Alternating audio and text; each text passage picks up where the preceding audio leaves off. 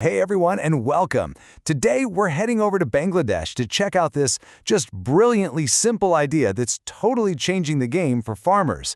And it all started by asking one super clever question about a crop you see everywhere. So, let's get right into it. It's a pretty wild question when you think about it, isn't it? For literally centuries, a rice paddy was, well, for growing rice. That's it. But what if it could be something more? What if it could be a whole self-sustaining ecosystem? That's the story we're exploring today. How just looking at things a little differently is changing absolutely everything for farmers in one part of the world. All right, so to understand this, we need to go to Jamalpur. It's a district in northern Bangladesh, home to about 2 million people. And for almost everyone there, life is completely tied to the land. I mean, farming isn't just a 9-to-5 job. It's their entire way of life, something passed down from generation to generation. And we got to be clear about what kind of farming this is. We're talking about subsistence farming. Basically, families are growing crops like rice and wheat primarily to feed themselves. They're not running huge commercial operations. This means if a harvest succeeds, or if it fails, the consequences are immediate. We're talking about having food on the table or not. And that brings us to the monsoon gamble. This really paints a picture of the high-stakes game these farmers play every single year. Their entire lives are ruled by the monsoon. If it's a good one, great. They've got food, they've got security. But a bad monsoon, too much rain or not enough, it's a total disaster. It can wipe out their crops and put their family's survival on the line. Okay, so things were tough. But then, in 2006, something changed. A new player came onto the scene, a UK-based charity called Practical Action. And they had a really clear mission: help improve food security and make farming more productive. But here's the cool part. Their whole approach wasn't about shipping in a bunch of fancy, expensive equipment. Nope. It was all about using simple, affordable technology that the community could actually use, manage, and, own for themselves. And this is really the most important part: their method. They used what's called a bottom-up approach. And what that means is they didn't just show up with a manual and say, "Here, do this." No way. They worked with the local farmers. They tapped into their incredible, generations-deep knowledge of the land to come up with solutions together. And that, right there, is the secret sauce to why this whole thing was so successful. So, out of this amazing collaboration came this just truly elegant idea. I mean, it's so clever. It creates this incredible partnership between two things you would probably never expect to find working together in a field: rice and fish. Okay, so how does this actually work? Well, it's pretty straightforward. First, the farmers build up the dirt walls around the rice fields, making them higher.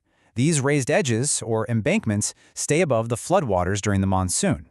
That creates brand new space to plant other valuable crops, like vegetables. Then, inside the rice paddy itself, they dig these little trenches and add tiny baby fish, they're called fingerlings, into the water.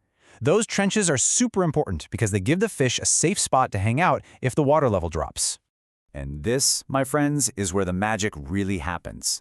Those little fish become a tiny swimming pest control squad. They just munch away on all the insects and other pests that would normally destroy the rice plants. Think about that. It means the farmers don't have to spend their hard-earned money on chemical pesticides. It's a huge win for their bank accounts and for the environment. Oh, but it gets even better. The fish aren't just pest controllers. They're also around-the-clock fertilizing crew. I'm serious. Their waste naturally adds all these rich nutrients to the water and the soil, which helps the rice plants grow bigger and stronger. It's just a perfect symbiotic relationship, right?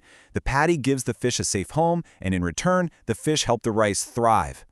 And this quote just nails it. The system works with the local ecosystem rather than disrupting it. Because they're using fish and crops that are already native to the area, they're not trying to force anything. They're not fighting against nature. They're working with it. It's all about enhancing the ecosystem that's already there, making it stronger and more productive for everyone. So, what's the result of this simple but brilliant partnership? Well, it's basically a harvest of hope. The impact of this one idea has sent these incredible positive ripple effects all through the community. Let's talk numbers for a second, because they're pretty impressive. On average, farmers who started using this system saw their rice yields go up by 10%. Now, 10% might not sound like a crazy number, but for a family whose survival depends on that crop, a 10% boost is absolutely life-changing. It's a huge deal. And that's just the rice. Remember the fish and the vegetables?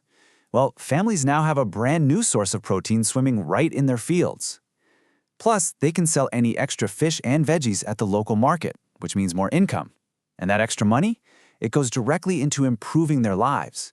We're talking about better sanitation, and maybe most importantly, being able to afford to send their kids to school. So you might be asking, why did this idea catch on so well? It's simple, really. It's not complicated or expensive. The whole system is cheap to start, it's easy to take care of, and this is key, it's built on what the local farmers already know. It's the kind of thing you can easily show your neighbor how to do and then pass down to your kids. And all of this leaves us with one last, really powerful question to think about. This amazing solution, it wasn't some high-tech gadget flown in from another country. It was just a clever new way of combining things that were already there: water, soil, rice, and fish. It really makes you wonder, doesn't it? What other simple, powerful, world-changing ideas are hiding in plain sight, just waiting for us to look at them in a new way?